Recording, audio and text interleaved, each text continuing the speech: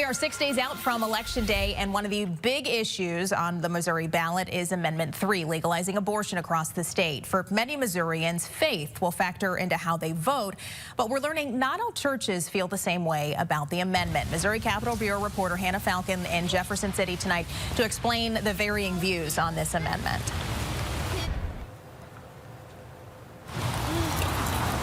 Yes, 3/4 of Missourians are Christian, but that doesn't mean they all have the same opinions and voices, and those differences are coming into play as Missourians vote on abortion.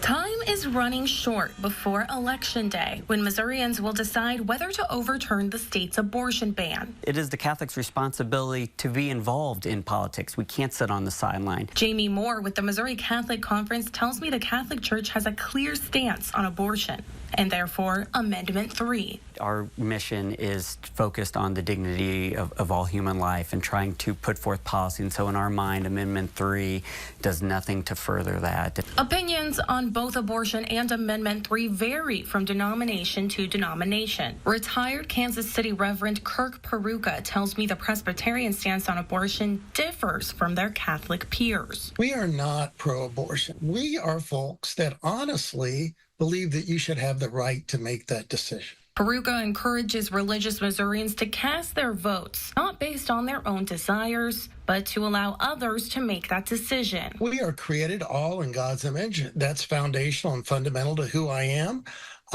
But within that creation, it gives us the ability to make a decision for ourselves. Amendment 3 was put on the ballot by initiative petition, having to receive thousands of signatures from people all over Missouri. It faced legal challenges along the way, going all the way to the state Supreme Court before the matter was settled. A yes vote on Amendment 3 would remove Missouri's abortion ban and enshrine access to both abortion and other forms of birth control in the state's constitution. Amendment 3 does allow for restrictions on abortion, but with exceptions to protect the health and life of the pregnant woman.